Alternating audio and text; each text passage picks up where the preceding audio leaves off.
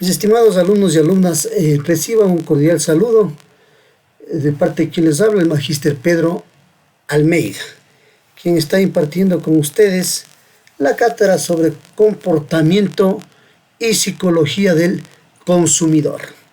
En esta ocasión vamos a referirnos sobre la unidad 2, que tiene que ver con el mercado y la psicología del consumidor. Vamos a dividirle esta área, esta unidad, en dos partes para que nos sea más digerible, más entendible de lo que estamos tratando.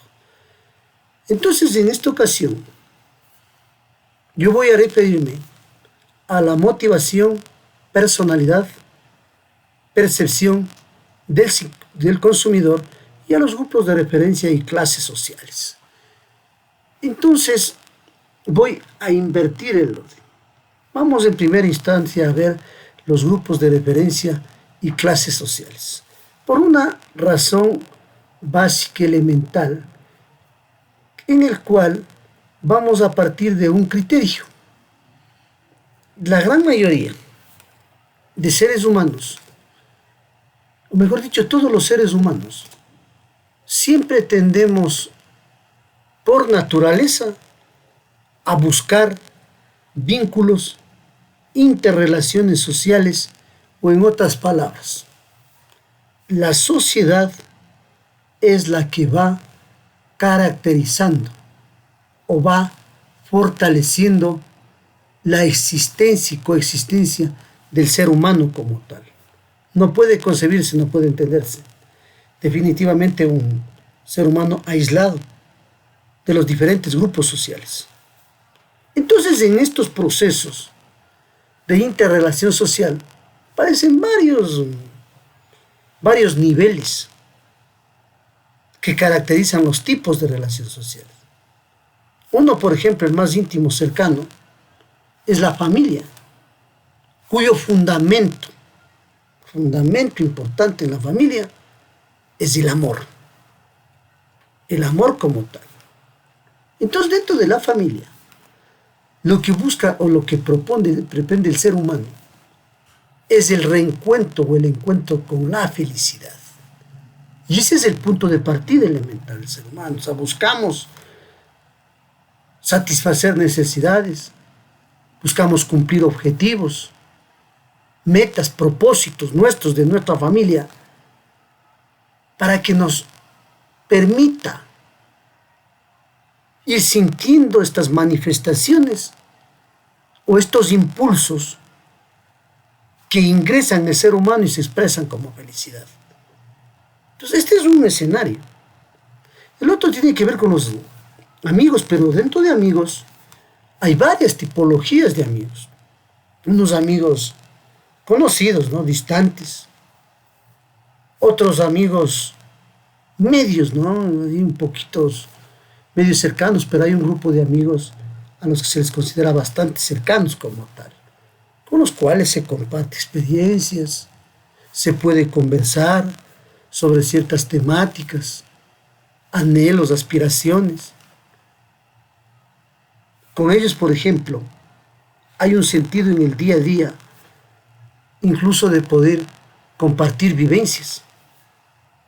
Hay un sentido de afectividad, de empatía, de sincerar el diálogo, incluso compartir conocimientos. Hay otra tipología en los grupos de referencia, por ejemplo, que son los compañeros de trabajo. El compañero de trabajo es aquella persona circunstancial. Mientras perdura el trabajo, compartimos con aquella persona ciertos momentos, aparte de la actividad de trabajo, también de relajamiento, de un compartir, ¿sí? Eso tiene, entonces estos compañeros de trabajo tienen algunas tipologías medias particulares, porque de una u otra forma son con quienes compartimos la mayoría del tiempo en los espacios de trabajo. Entonces, de una u otra forma, van adquiriendo parte sustancial de la vida misma de los seres humanos. En los grupos de referencia también se rescatan los grupos sociales formales, las aficiones o entretenimiento. Y por qué no decirlo, también los vecinos. El vecino, la vecina, de una u otra forma es ese componente que está dentro o rodeando, ¿no? El círculo en el cual genero mi vida. Es el espacio donde vivo y son con quienes comparto.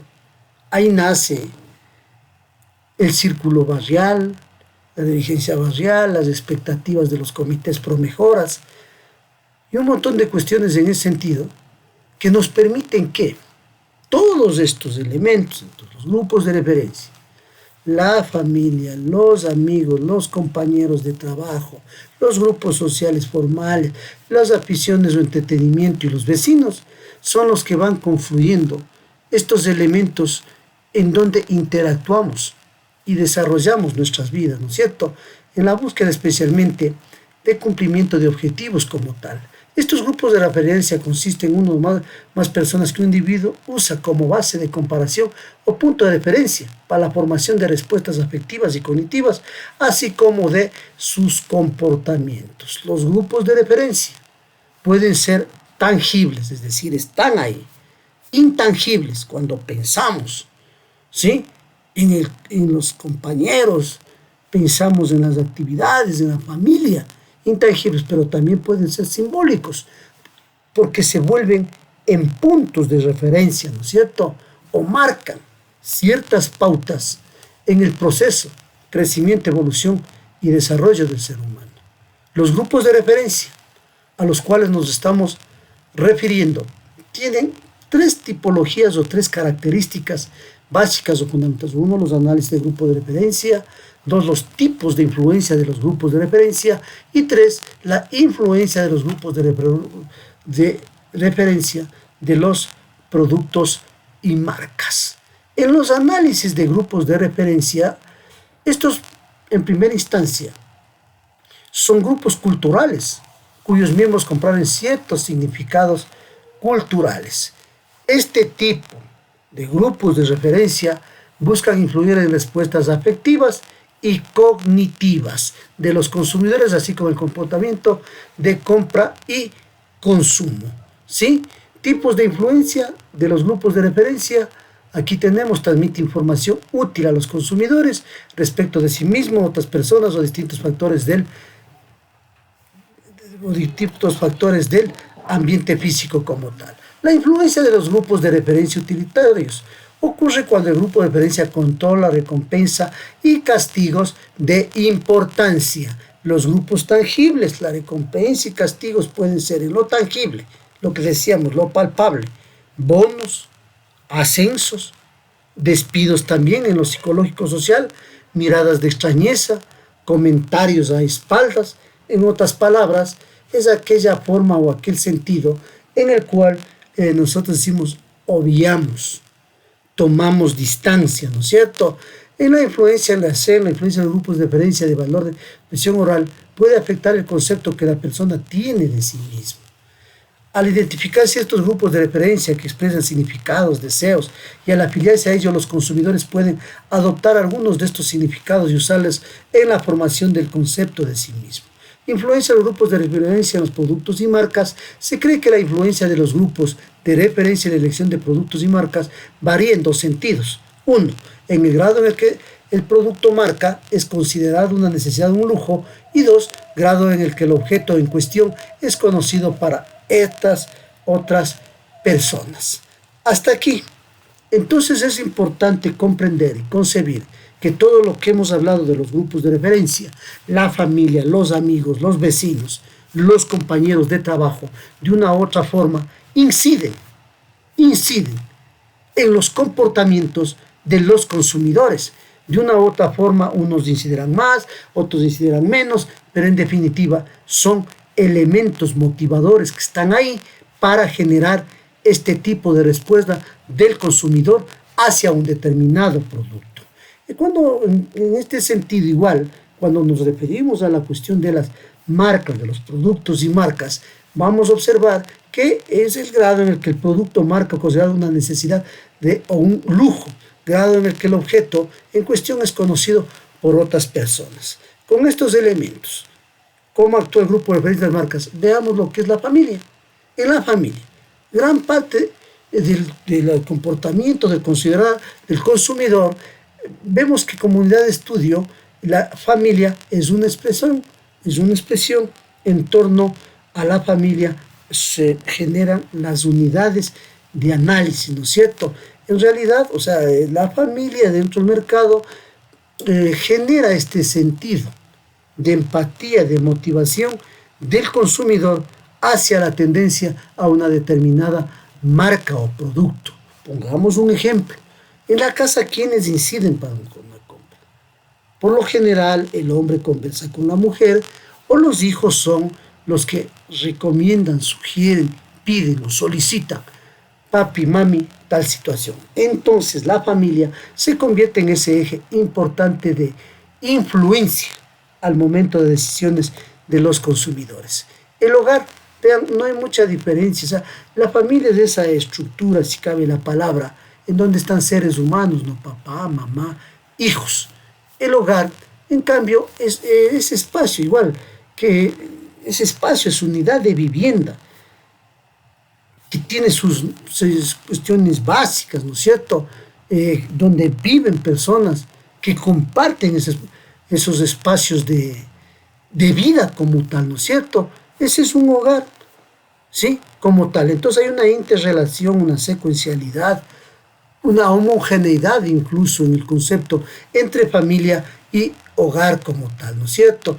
Hay familias nucleares, familias extensas. En la familia, lo que habíamos hablado, se generan las tomas de decisiones familiares y también se producen los ciclos de vida familiar. Las tomas de decisiones familiares, habíamos hablado ya en palabras anteriores, generan los diversos comportamientos, el momento de la toma de las decisiones y el momento incluso del consumo de determinados productos, porque son los hijos, la familia, la mujer, el esposo, quienes opinan, quienes comentan, para tomar una acertada decisión en una compra. Los papeles sociales en la toma de decisiones podemos observar que hay algunos, ¿sí? Fundamentalmente 6, que son características, tipologías, que inciden en las tomas de decisiones. 1, los influyentes. 2, los controladores. 3, los tomadores de decisiones. 4, los compradores. 5, los usuarios. Y 6, los desechadores. Los influyentes. ¿Cuáles son los influyentes? Son los que proporcionan información a otros miembros de la familia acerca de un producto o servicio. Entonces tienen esa capacidad, ¿no es cierto?, de decir, mire, este producto es bueno, y describen las bondades del producto. Inciden en los miembros de la familia a la inclinación por este producto, por eso son influyentes como tal. Los controladores regulan el flujo de información hacia la familia. Ejemplo, una madre evita comentar a sus hijos sobre un nuevo juguete que vio en una tienda. ¿Por qué? Porque automáticamente, apenas yo doy a conocer, informo qué va a suceder de parte del hijo. Inmediatamente va a solicitar, pedir que se acceda o se compra dicho producto. Entonces, ¿qué hace la mamá? En este caso, controla la información. Intenta de que no llegue esta información para que no haya la solicitud o el pedido como tal. Por eso son controladores de información, ¿no es cierto? En las tomas de decisiones también tienen los tomadores de decisiones, tienen el poder para determinar si se compra o no un bien o servicio. Ejemplo, en una casa, ¿cuáles tienen la decisión de ser los tomadores de decisiones? Los que tienen los recursos económicos, los que planifican la economía familiar, ¿no es cierto? Ahí medimos, nos alcanza, no nos alcanza, tenemos la plata, no tenemos la plata. De acuerdo a eso vamos tomando decisiones para adquisición de un producto, porque hay una diferencia, ya veremos más adelante. Desde la psicología, a veces solamente se pide, un niño solamente pide, pero no tiene esa capacidad de poder ver de dónde va a salir el dinero, el recurso. Entonces esto es muy importante. Los tomadores de decisiones son los que en última instancia definen qué tipo de producto vamos a adquirir. Los compradores se encargan de la compra del bien o servicio que tienen relación. Entonces los compradores tienen relación con los tomadores de decisiones, porque una vez que tomo decisión, él mismo va a comprar, ¿no es cierto?, el bien o servicio, va a delegar, pero aquí hay una interrelación entre los compradores y las que estamos hablando anteriormente. Los usuarios consumen o usan el bien o servicio. Ejemplo, aquí tenemos un ejemplo. Los bebés usan los pañales que adquirieron sus padres, o anteriormente hablábamos del juguete escondido. Cuando ya la mamá o el papá compra el juguete, los hijos consumen ese juguete como tal, ¿no es cierto? Esa diversión. Cuando en la casa compra el arroz, el azúcar, el fideo, el atún, queda para un servicio, un consumo de todos los que habitan en la casa y la familia. Entonces ya no es un bien solo exclusivo del usuario, del tomador de decisiones, ya no es exclusivo del que compra, sino es un bien que se vuelve de consumo, ¿sí? Es una cuestión para todos los miembros de la familia. Entonces cada uno pasa a formar parte o se convierte en un usuario de estos elementos. Los desechadores se encargan de desechar un producto, de interrumpir el uso de un servicio. Ejemplo, la madre que tiene una pizza que no se terminó de consumir. Y aquí podemos ver otros. Un joven que no les gusta ya el celular, está desactualizado, entonces lo botamos para que nuestro padre compre otro celular. Los juegos que ya pasan a ser desactualizados, igual los vamos desechando. Y de esto podríamos hablar en ropa, en electrodomésticos, incluso en vehículos, bicicletas, ¿no es cierto?, en el conocimiento, en libros, en tecnología, en todo aparece la cuestión de los desechadores como tal. En este sentido, permitan manifestarles, entonces, una vez que ya hemos caminado, hemos observado todo este tipo de situaciones, ahora sí es posible y es factible que podamos asumir, comprender y entender lo que significa la personalidad y motivación del consumidor. ¿Por qué es importante ahora ya en este campo?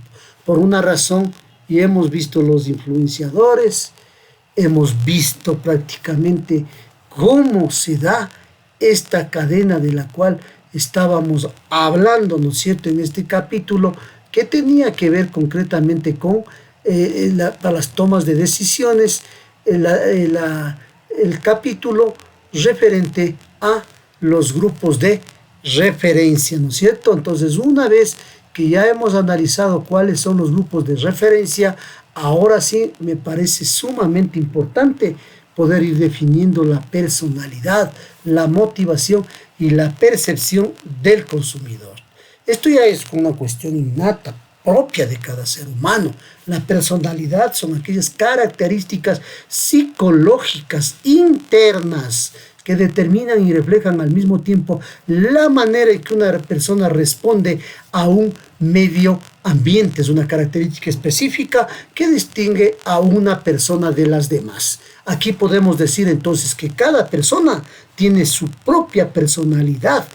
Es única, es una identidad con la cual se identifica o le permite identificarse con los demás conglomerados sociales que lo rodean. La naturaleza de la personalidad refleja diferencias individuales. La personalidad es consistente y personal, perdurable, y la personalidad también va sufriendo algunos cambios de acuerdo al desarrollo, el crecimiento del ser humano, como también a las condiciones sociales en las cuales está desenvolviéndose o de acuerdo a las percepciones de cultura que viven los pueblos y naciones.